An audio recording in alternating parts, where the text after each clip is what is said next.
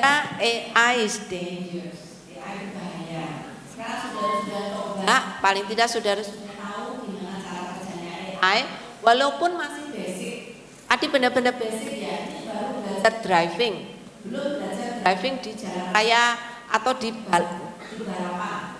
Ya, maksudnya kalau saudara jadi driver yang betul-betul ahli, itu saudara harus belajar lagi, lebih banyak lagi. Tapi paling tidak sekarang saudara sudah tahu gimana caranya pakai AI.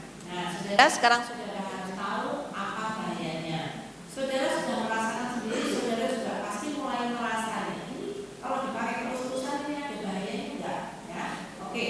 Bahaya. Tapi saudara pada dasarnya semua teknologi itu ada bahayanya. Betul enggak? Api berguna atau berbahaya? Banyak, bisa memasak, tapi juga bisa membakar rumah, bisa membakar hutan, bisa membakar kota. Listrik juga seperti itu. Saudara, listrik sangat berguna, bukan? Listrik sudah mengubah cara kita hidup. Dulu begitu gelap, matahari terbenam, kita semua istirahat. Sekarang dengan adanya listrik, saudara semalam suntuk tetap bisa bekerja, sehingga merusak tubuh kita karena nggak pernah istirahat. Ya.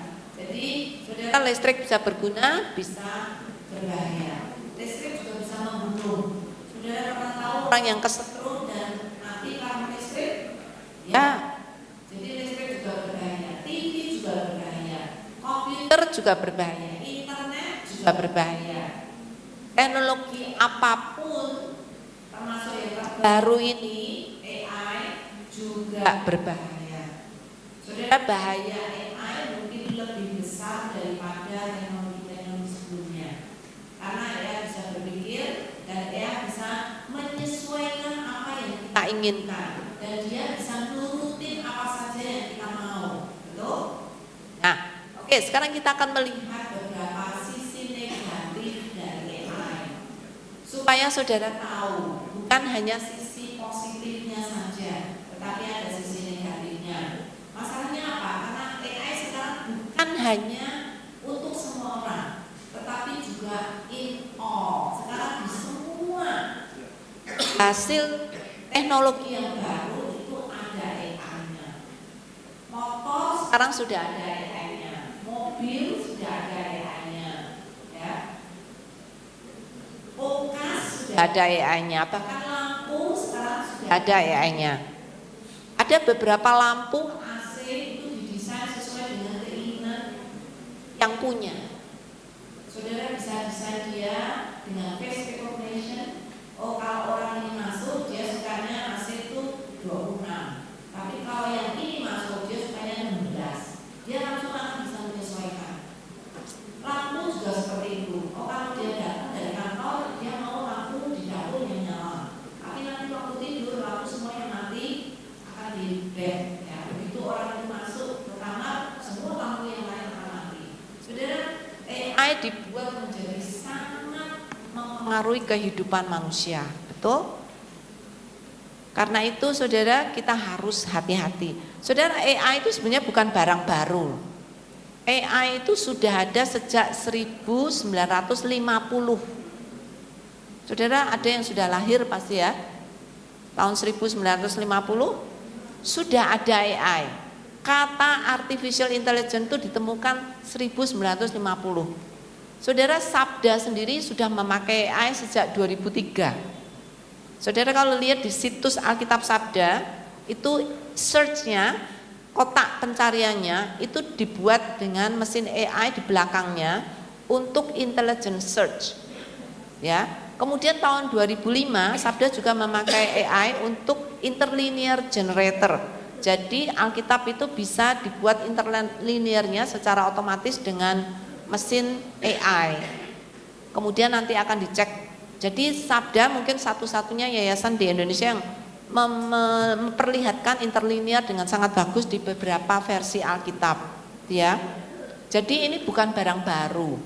Tetapi dulu AI itu dipegang oleh para ahli. Yang bisa pakai itu orang-orang IT, orang-orang yang memang punya keahlian. Sekarang mulai 2022 AI itu ada di tangan kita, orang-orang awam yang nggak tahu apa-apa, yang nggak tahu programming, yang nggak tahu IT. Sekarang diberikan alat yang luar biasa di tangan kita, tanpa dikasih warning, tanpa dikasih peringatan bahwa itu ada bahayanya. Sehingga saudara, banyak orang menjadi kecanduan. Banyak orang-orang yang pakai bukan hanya anak muda loh. Orang tua sering bilang, wah anak muda itu bikin kecanduan. Sekarang bukan hanya anak muda loh Bapak Ibu, orang tua-tua juga kecanduan. Ada satu pendeta yang sangat terkenal, kalau saya ngomong saudara pasti ingat, pasti tahu orangnya. Dia pernah bilang ke saya di WA, Bu, saya sudah kecanduan TikTok. Dia bisa duduk 1-2 jam itu scrolling dan lihat video, dari satu video ke video yang lain terus. Begitu pegang HP dan buka TikTok, dia nggak bisa berhenti. Sekarang banyak orang tua karena punya waktu banyak kan, sering pakai HP tanpa guardrail, tanpa rambu-rambu. Sehingga banyak orang tua sekarang kecanduan tanpa dia sadari. Nah, hidupnya tidak ada banyak kegiatan yang lain sehingga mengisi dengan hal-hal seperti itu. Tapi itu perlu dikasih warning Bapak Ibu, karena memang AI didesain untuk hook, untuk membuat kita tercantol dan terus-menerus akan ada di situ untuk tidak keluar. Semakin lama saudara di media sosial, semakin banyak uang yang akan mereka dapat. Jadi saudara diminta untuk terus ada di situ. Karena dengan saudara di situ mereka akan dapat uang lebih banyak. Ada iklan-iklan dan segala macam, mereka akan dapat pemasukan yang luar biasa. Jadi saudara, AI bukan barang mati. Dia bisa mempengaruhi kita, ya. Nah, saudara, coba sekarang tadi saudara sudah pakai kan? Sekarang coba diskusikan. Lihat bisa dapat informasi dalam 1 detik, ya enggak? Saudara nggak perlu cari buku, saudara nggak perlu baca artikel, semua langsung tersajikan sesuai yang saudara inginkan. Sekarang coba pikirkan, apa bahayanya AI? Silahkan diskusikan dengan tetangga, berikan satu aja, kira-kira apa bahaya dari AI?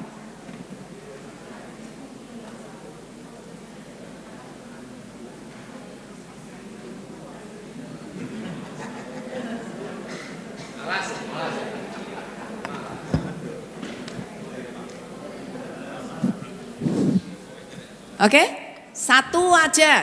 Jadi setiap 2 orang tadi diskusikan ya. Kasih satu, negatifnya apa?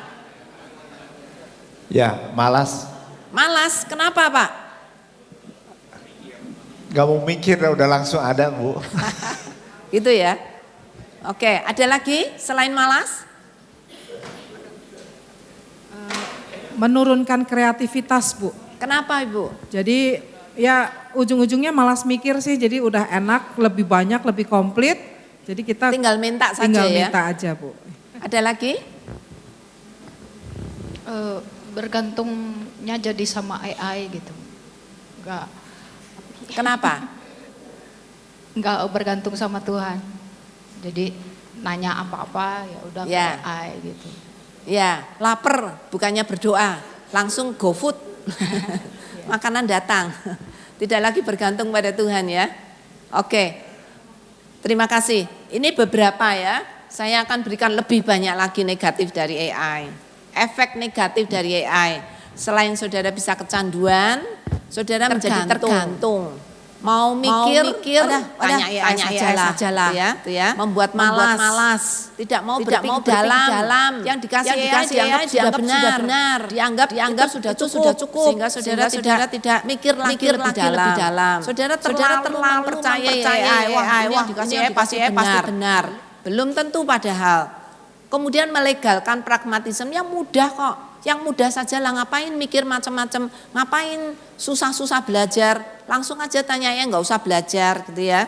Itu menjadi melegalkan pragmatisme, tidak punya rasa simpati lagi, karena saudara cuman kayak gitu, tanya aja AI, saudara nggak punya rasa perhatian atau peduli dengan hal lain, karena saudara nganggap semua ada jawabannya. Kemudian menggantikan pekerjaan atau peran AI, peran manusia. Saudara, banyak sekali orang-orang yang sekarang khawatir nanti apakah pekerjaan saya masih akan bisa dilakukan dalam 2-3 tahun lagi. Padahal saya belum masa pensiun. Sehingga orang mulai khawatir apa yang akan terjadi kalau pekerjaan saya digantikan oleh AI. Betul enggak? Ada banyak sekali pekerjaan, misalnya membuat cerita pendek. Dulu hanya penulis-penulis ya yang bisa ya. Sekarang saudara langsung bisa minta AI untuk bikin cerita. Bahkan bisa bikin buku. Ada beberapa buku yang dihasilkan dari AI.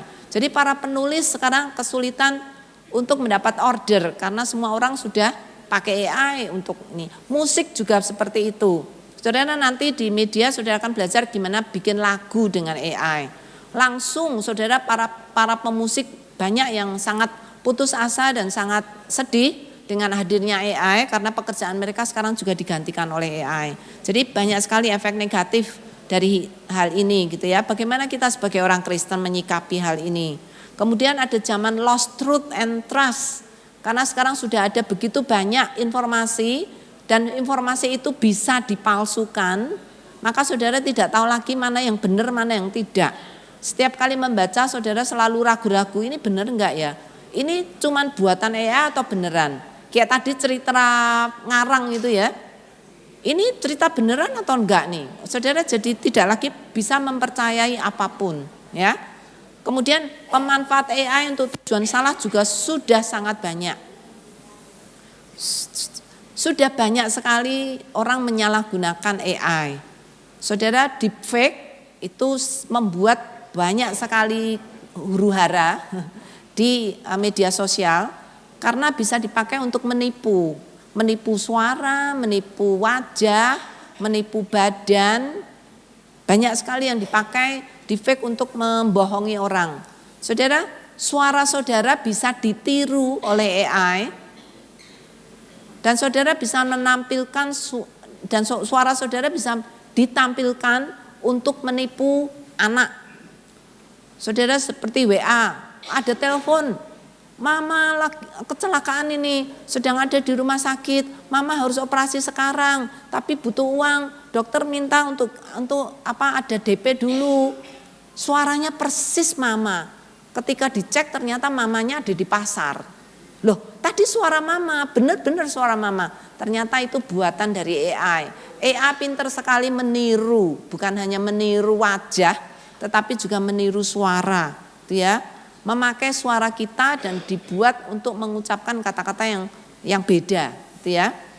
AI juga bisa memberikan banyak sekali informasi hoax atau halusinasi, banyak bias atau diskriminasi. Saudara, kalau saudara tanya sesuatu atau pandangan-pandangan tertentu, seringkali AI hanya memberikan pandangan dari dunia barat.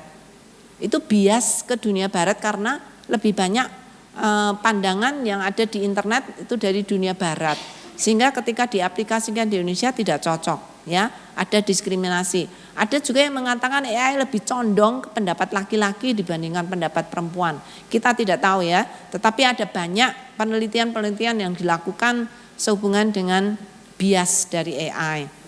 Kemudian pelanggaran privasi juga. Jadi AI bisa mencari atau tadi menipu suara kita tanpa izin kita. Keamanan data juga, banyak sekali sekarang pembobolan data untuk dijual, untuk dimanipulasi, untuk penipuan dan lain-lain. Kemudian ada cybercrime. Saudara, di saat ini menjadi masa paling subur untuk kriminalitas di dunia internet ya, karena AI. Saudara, banyak sekali orang-orang yang pintar itu memakai AI untuk banyak penipuan-penipuan dan untuk kejahatan-kejahatan yang di luar pikiran manusia, ya. Senjata militer sudah dipakai, entah itu Ukraina, entah itu Israel, entah itu Amerika, entah itu mana saja, Rusia. Mereka sudah memakai senjata ini yang di-run atau dijalankan oleh AI.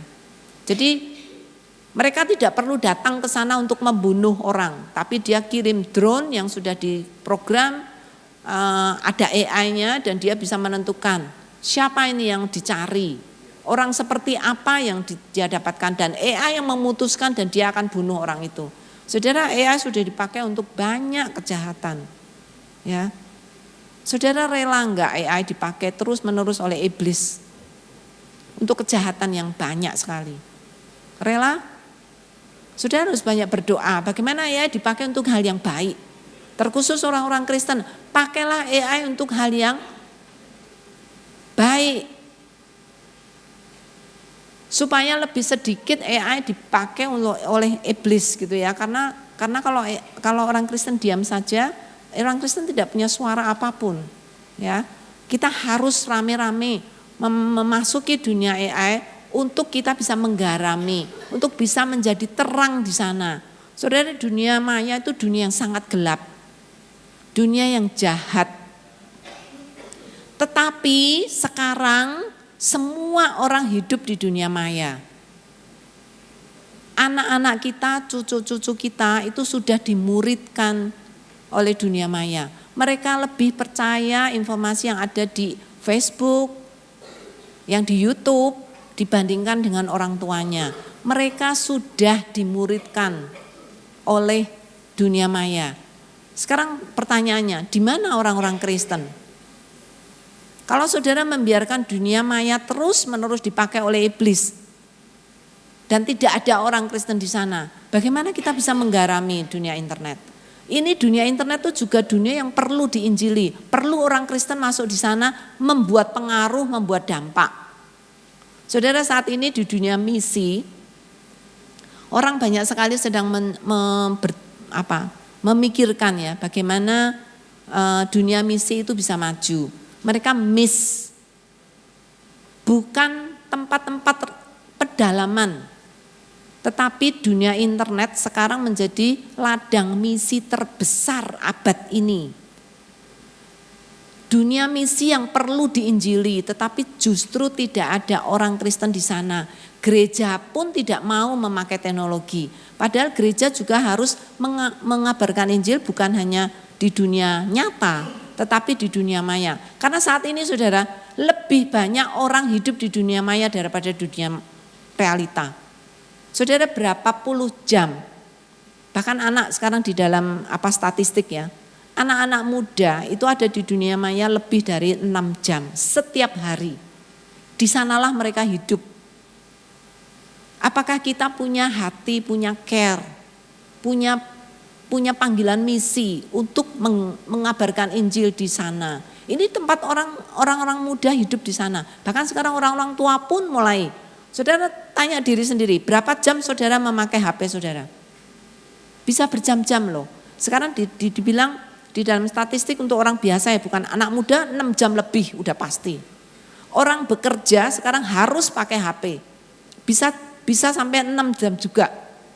Orang tua yang tidak punya pekerjaan yang sekarang pensiun pun minimal 2-3 jam ada di dunia internet. Jadi saudara mulai pikirkan ya bagaimana kita menginjili dunia internet. Ya, kalau dunia internet hanya dipakai oleh kejahatan, apa yang akan terjadi kemudian? Anak-anak kita ada di sana semuanya. Jemaat kita ada di sana. Saudara, internet akan terus berkembang, ya. Bukan hanya general intelligence, sekarang ada super intelligence. Kepandian AI itu berlipat-lipat ganda terus, saudara. Sekarang kepandian AI itu levelnya sudah level PhD. Itu kemarin sudah masuk di dalam satu jurnal ya, bahwa kepandian AI, intelligence-nya AI itu sudah diukur. Dan ketika diukur mereka sangat kaget karena kepandian AI dulu itu sekitar SMA, sarjana gitu ya. Tapi sekarang sudah level PhD. Saudara bisa tanya apa saja dan mereka bisa mengalahkan para PhD di dalam menjawab pertanyaan-pertanyaan yang sulit. Ya, saudara, mari kita akan melihat bagaimana Tuhan melihat kita masa depan. Saudara, kalau saudara diminta untuk melihat masa depan itu bukan untuk diri saudara. Saudara tuh kadang gini, alah saya sudah tua ngapain ikut-ikut begini, enggak perlulah. Gereja juga enggak perlulah ikut-ikut gini. Saudara sedang mengabaikan dunia masa depan. Saudara enggak peduli enggak apa-apa. Saudara nggak peduli dengan masa depan gereja ini. Gereja ini semakin lama akan kehilangan anak muda. Saudara, bukan hanya gereja ini. Seluruh kita sudah pergi ke ratusan gereja ya. Komplainnya cuma satu, Bu, kami kehilangan anak-anak muda. Anak-anak muda sudah tidak mau lagi pergi ke gereja. Kalau saudara sekarang memikirkan belajar teknologi, bukan untuk diri saudara, tapi untuk masa depan generasi di depan kita, untuk masa depan gereja. Kalau gereja terus-menerus tidak peduli dengan teknologi, maka gereja ini akan kehilangan seluruh generasi masa depan. Siapa yang akan menjalankan gereja ini? Mereka sudah hidup di dunia yang berbeda dengan dunia sekarang. Cara mereka belajar, cara mereka berpikir, cara mereka mengajar tidak sama lagi dengan kita. Makanya kenapa mereka meninggalkan gereja? Karena cara berpikirnya sudah beda. Bukan mereka tidak mau Tuhan. Mereka mencari Tuhan di internet. Mereka mencari Tuhan di YouTube.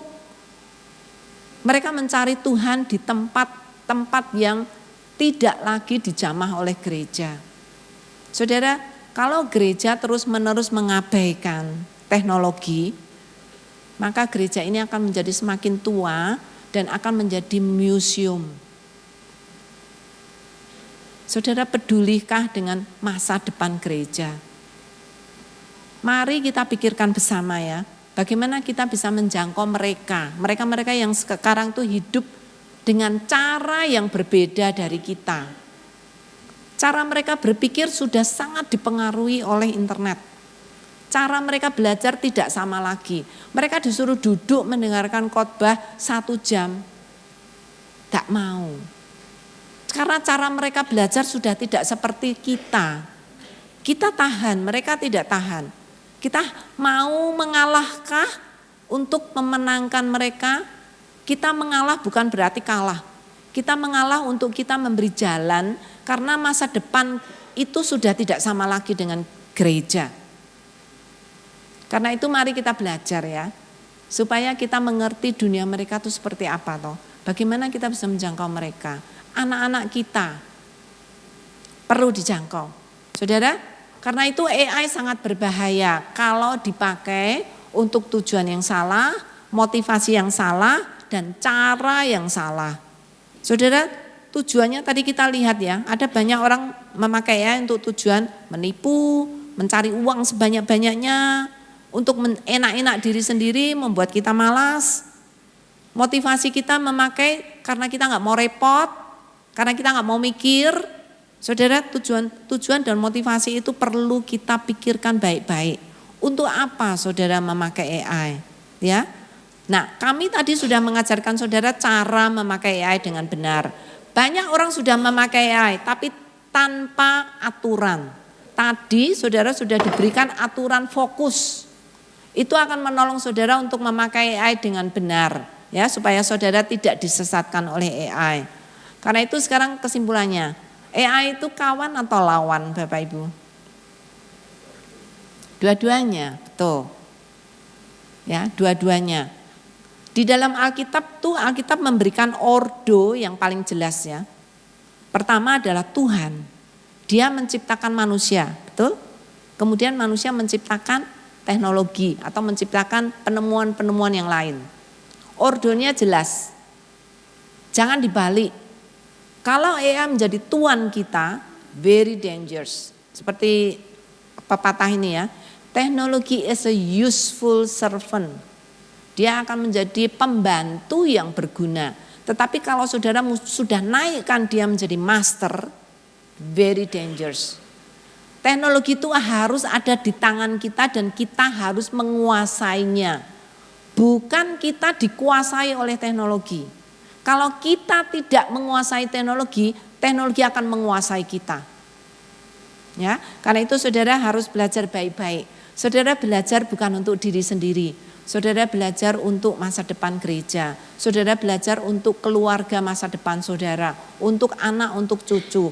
Saudara belajar teknologi untuk saudara bisa relevan dengan mereka, supaya saudara tidak ditinggalkan oleh mereka. Karena mereka hidup di dunia yang berbeda dari saudara. Itu ya. Jadi jika berbahaya, bolehkah orang Kristen memakai AI? Boleh tidak? Boleh? Untuk alasan apa saudara memakai AI? Ya? Hanya untuk menghibur diri, saudara kan bisa ngobrol dengan AI macam-macam, bisa tanya AI macam-macam. Ya? Untuk apa saudara memakai AI? Ya, untuk tujuan yang baik ya Pak ya. Oke, ada 4 dasar, tapi 4 fakta dasar, cuman udah jam 10 nih, tadi diminta untuk kita break, jadi saya akan serahkan moderator, nanti kita akan kembali akan membicarakan mengapa orang Kristen boleh memakai AI. Ada 4 fakta dasar dan ada 1 tujuan utama. Oke, Bapak Ibu, mengapa orang Kristen boleh memakai AI? Saya akan memberikan ada 4 fakta dasar dan ada 1 tujuan utama. Ada 4 fakta. Pertama Bapak Ibu, AI is here. AI itu sudah hidup di sini, sudah bersama dengan kita. Jadi Bapak Ibu, AI itu sudah bukan barang asing. Kalau tadi saudara sudah lihat AI itu ada di belakang semua, mesin-mesin digital gitu ya, udah ada di sana. Bahkan di Amerika saya baru aja dengar ya, 60% perusahaan di Amerika sudah memakai AI. Ya, jadi AI itu sudah bersama, udah hidup dengan kita. Ya, nggak mungkin kita akan menolak AI. AI itu bukan tren Bapak Ibu. AI itu sudah bersama dengan kita dan kita sudah menikmati manfaatnya. Ya enggak? Manfaatnya memang besar, tetapi memang perlu dilihat bahayanya.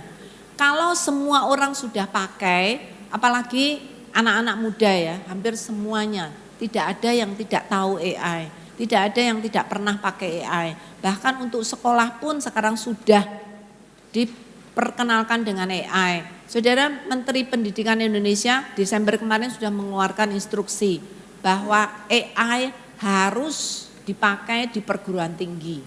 Dan itu sudah diwajibkan. Artinya apa? Seluruh jajaran pendidik itu mereka di training luar biasa terus menerus untuk mengerti tentang AI. Literasi AI sudah dicanangkan oleh pemerintah kemana-mana. Jadi pemerintah itu juga sudah bergerak. Sejak zaman pemerintahan Jokowi saudara, Pak Jokowi sudah mendeklarasi Indonesia sudah digital. Dimanapun saudara pergi pasti ada sinyal.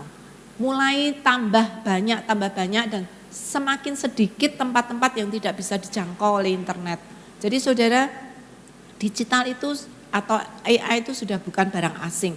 Kalau sudah ada di sini, AI itu akan ada bersama kita bukan cuma sebentar, tapi selama-lama-lamanya. Saudara, kalau saudara sudah tahu AI akan selama-lamanya, saudara akan belajar kapan? Nanti? Nanti sudah akan ada terus-menerus. Ngapain nunggu? AI itu nggak akan nunggu kita loh Bapak Ibu, terus berkembang.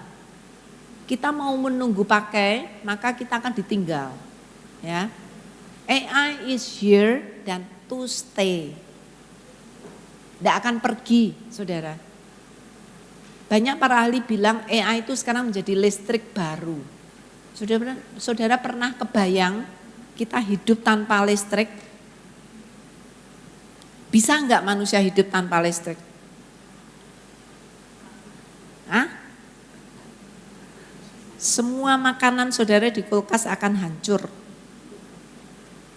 Hah? Saudara nggak bisa pakai mesin cuci, harus cuci pakai tangan semua. Saudara setiap kali jam 6 sudah gelap, sudah harus tidur. Saudara nggak bisa pakai handphone, tidak bisa pakai apapun, tidak bisa pakai AC, tidak bisa pakai fan. Tidak pernah manusia kebayang hidup tanpa listrik. Sebentar lagi orang tidak akan kebayang hidup tanpa AI. AI itu sekarang menjadi listrik baru zaman ini. Semua hal akan dijalankan oleh AI. Saudara, kalau kita nggak ikut, kita mungkin akan menjadi orang yang paling aneh di dunia ini. Ya enggak?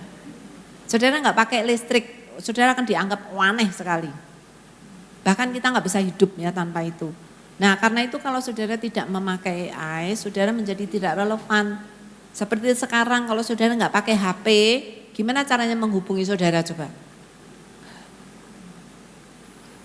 HP ada manfaatnya, memang ada ruginya juga ya Bapak Ibu. Saudara nggak pernah kepikir apa negatifnya HP ada di tangan saudara.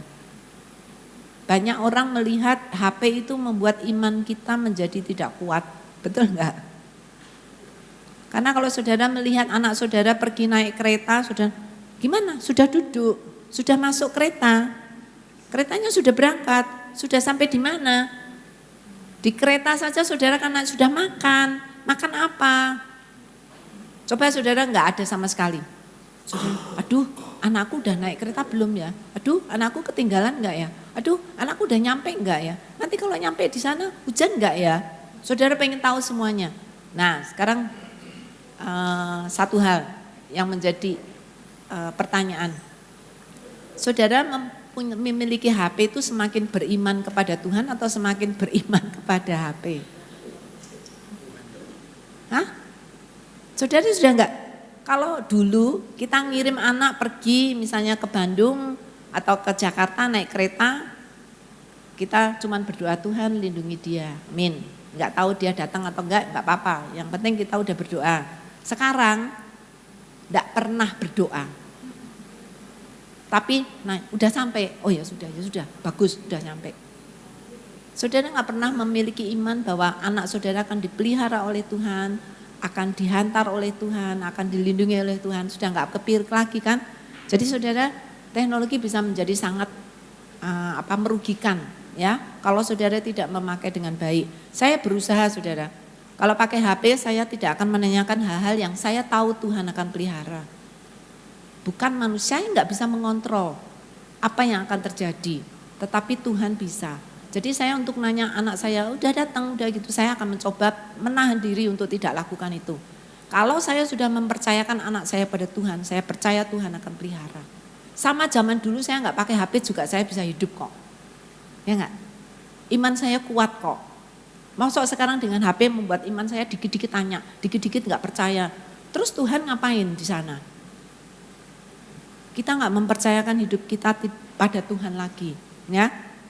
Nah saudara dengan AI kita juga harus mempelajari AI untuk tahu batasan-batasan antara apa yang bisa dilakukan AI, apa yang bisa dilakukan Tuhan. Itu sesuatu yang harus kita pelajari bersama ya. Bukan semuanya menggantungkan pada AI. Ada banyak hal yang saudara harus percaya Tuhan yang akan jaga, Tuhan yang akan lakukan. Ya, oke saudara. Kalau kita sudah tahu bahwa AI akan stay bersama dengan kita, mari kita belajar hidup dengan AI. Jangan tunggu-tunggu lagi. Toh AI akan terus berkembang dan kita akan terus bisa hidup dengan cara yang baru, ya. Karena itu masa depan kita akan mulai melihat dengan cara baru karena nanti akan menjadi dunia AI. Anak-anak cucu kita sekarang ya yang sudah lahir 4 tahun, 5 tahun, mereka sekarang disebut sebagai generasi AI. Karena begitu lahir AI sudah ada. Ya. Karena itu saudara, kalau AI akan stay here, mending kita belajar. Kalau anak-anak kita pakai, mendingan kita ajarin mereka. Supaya mereka memakai dengan benar. Bukan orang lain yang mengajarin, tetapi kita yang mengajarin. Supaya punya prinsip yang benar. Dan AI akan change everything yang kita lihat. Kenapa kita orang Kristen harus memakai AI? Karena AI is here to stay and change everything. Kita akan merubah cara kita hidup. Semua orang harus belajar memakai AI dengan bijaksana. Dunia mengajar kita memakai AI dengan tidak bijaksana, tetapi saudara sebagai orang Kristen harus belajar memakai AI dengan bijaksana. Nanti kita akan belajar prinsip-prinsip Alkitab ya. Cara kita belajar dan mengajar harus berubah. Karena anak cucu kita tidak lagi bisa belajar seperti kita. Makanya kita harus belajar dengan cara baru. Ya. Guru-guru pun sekarang harus berubah mau nggak mau. Itu perubahan itu membuat kita sangat tidak comfortable ya, tetapi harus Kalau kita mau relevan dengan dunia ini, mau relevan dengan generasi sekarang, kita harus belajar supaya kita bisa relate dengan mereka, ya. Gereja juga harus berubah. Bagaimanapun juga harus berubah. AI akan berkembang terus, maka mau nggak mau kita harus belajar dengan cara baru, ya. Kita harus deal with it. Gimana cara kita menghadapi? Kalau sudah tahu fakta bahwa AI here akan stay selama-lamanya bersama dengan kita, maka kita harus tahu apa saja yang sudah diubah oleh AI, karena semuanya sekarang sudah berubah dan kita harus belajar hidup damai dengan AI, ya. Jadi respon kita apa Bapak Ibu? Belajar. Kita beradaptasi, kita menjadi proaktif. Ada beberapa, dulu kita memberikan pelatihan kepada lansia Bapak Ibu untuk memakai AI. Setelah selesai, Bu, puji Tuhan ya, saya bisa pakai AI, sekarang saya enggak perlu panggil-panggil cucu saya. Saya kalau minta tolong mereka susah banget Bu, carikan ini, carikan itu, carikan informasi ini, sekarang saya bisa cari sendiri. Satu, yang kedua, Bu, sekarang saya bisa bicara dengan cucu saya. Saya bisa bikin cerita, saya bisa ceritakan Alkitab ke cucu saya dengan bahasa yang sederhana. Saya senang puisi Bu, saya sekarang bisa nulis puisi bersama AI, nanti saya draftnya dibuat AI, lalu saya perbaiki, terus saya kasih cucu saya, kasih anak saya, kasih teman saya, dan dia bisa menjadi aktif. Bu, saya sekarang punya banyak kegiatan dengan AI, bukan cuma nonton TikTok. TikTok itu saudara hanya menjadi penonton ya, itu menghasilkan banyak penyakit loh. Kenapa? Karena saudara mager, gak bergerak, terus. Tapi sekarang wah, saya akan berdoa untuk tetangga saya yang sakit. Saya tuh gak bisa berdoa Bu. Sekarang AI bantu saya berdoa. AI tolong bikinkan doa. Saya gak pinter doa, bahasa saya jelek. Saya akan berdoa untuk tetangga saya yang bukan Kristen. Dia sakit ini. Saya pengen doa supaya gak menyinggung dia, gimana cara saya berdoa. Dia dikasih doa loh. Lalu dia coba baca, lalu dia coba hafalkan. Dia pergi ke tetangga dan bilang, saya akan doakan ya Bu. Terus, oh ya boleh enggak saya doakan dengan bersuara? Oh boleh, langsung dia doakan. Wah, dia sekarang punya kegiatan banyak sekali untuk besuk, untuk pergi kemana-mana, punya confident. Karena dulu kalau besuk tuh disuruh berdoa saya enggak berani, makanya saya enggak mau besuk. Sekarang saya dibantu AI untuk bagaimana berdoa. Gitu ya. Jadi banyak sekali cerita-cerita luar biasa Tuhan pakai ya. Untuk orang-orang yang sangat sederhana, AI sangat menolong juga, bukan hanya untuk pendeta saja, tetapi juga orang-orang lansia yang butuh kegiatan dibantu banyak oleh AI. Ya, oke. Karena itu Bapak Ibu, AI harus dipakai di gereja. Menolong lansia, menolong guru sekolah minggu, menolong bahkan pemusik, ya, menolong remaja. Kemarin dulu ada satu penulis ya. Dia tuh senang sekali menulis renungan. Terus renungannya bagus. Dia pengen renungan ini bisa dipakai untuk remaja. Tapi bahasanya untuk orang dewasa. Terus ngendon tuh. Itu kerjaan jadi numpuk. Ini saya punya mimpi. Renungan saya tuh bisa dipakai untuk bahasa, untuk remaja. Tapi saya nggak bisa nulis dengan bahasa remaja. Ketika setelah mengikuti AI bootcamp. Wah langsung dia semangat sekali. Bu, itu kerjaan saya yang sudah numpuk 3 tahun. Saya sekarang bisa ngerjakan itu. Saudara, hanya kurang lebih 2 jam. Dia selesai mengalih bahasakan buku renungan dia yang beberapa bulan dari bahasa resmi ke bahasa gaul. AI pinter sekali mengubahnya. Dia cek satu persatu, dicek isinya ada yang salah tidak. Jadi saudara nggak bisa mempercayakan AI 100% ya. AI itu hanya bisa menolong saudara untuk bikin draft. Habis itu saudara sendiri harus tanggung jawab untuk mengecek.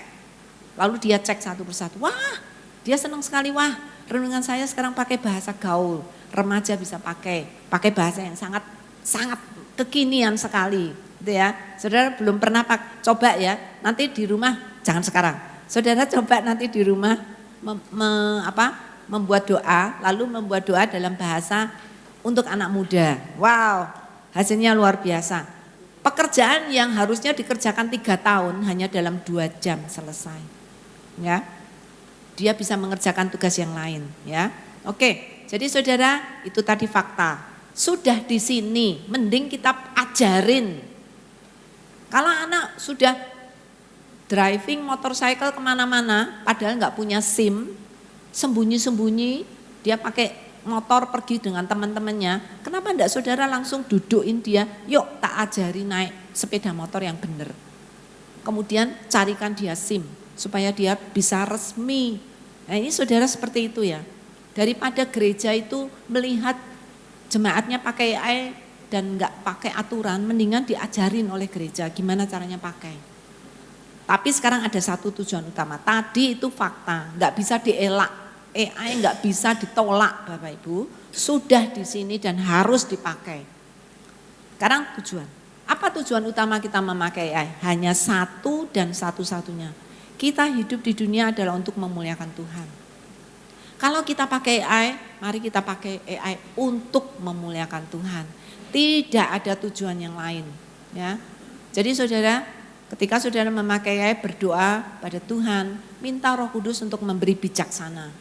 Tuhan, aku mau pakai AI. AI ini sangat powerful, bisa menolong dalam banyak hal. Tapi Tuhan tolong supaya saya punya tujuan yang benar dan motivasi yang benar ketika memakai. Bukan untuk membuat malas, bukan untuk membuat saya nggak mau kerja keras. Untuk dinilai pinter dan saya nggak perlu kerja keras, saya pakai AI, nggak mau. Motivasi saya harus murni bagi Tuhan. Gitu ya. Kalau itu menyenangkan Tuhan, saudara, luar biasa. AI akan menjadi alat bantu yang sangat bagus sekali untuk saudara bisa hidup dengan AI dan memakai AI untuk Tuhan, ya. Jadi saudara, mari kita pakai AI dengan tujuan yang benar. Tujuannya apa Bapak Ibu? Memuliakan Tuhan. Setiap pakai saudara tanya, ini memuliakan Tuhan enggak? Ini kalau aku lakukan ini Tuhan disenangkan tidak? Kalau tidak saudara harus berhenti, jangan pakai. Kalau tujuan saudara untuk menyakiti orang lain dan pakai AI, jangan pakai karena itu menyakitkan hati Tuhan. Kalau saudara memakai AI untuk menipu orang lain, jangan pakai AI. Karena itu akan menyakitkan hati Tuhan. Itu ya Bapak Ibu. Nah saudara, motivasi saudara harus benar di hadapan Tuhan. Itu tanggung jawab saudara dengan Tuhan. Orang lain gak bisa melihat motivasi saudara. Saudara harus bertanggung jawab di hadapan Tuhan. Caranya kita bisa ngajarin. Tadi yang saudara belajar itu cara, tapi motivasi dan tujuan itu tanggung jawab saudara dengan Tuhan, gitu ya.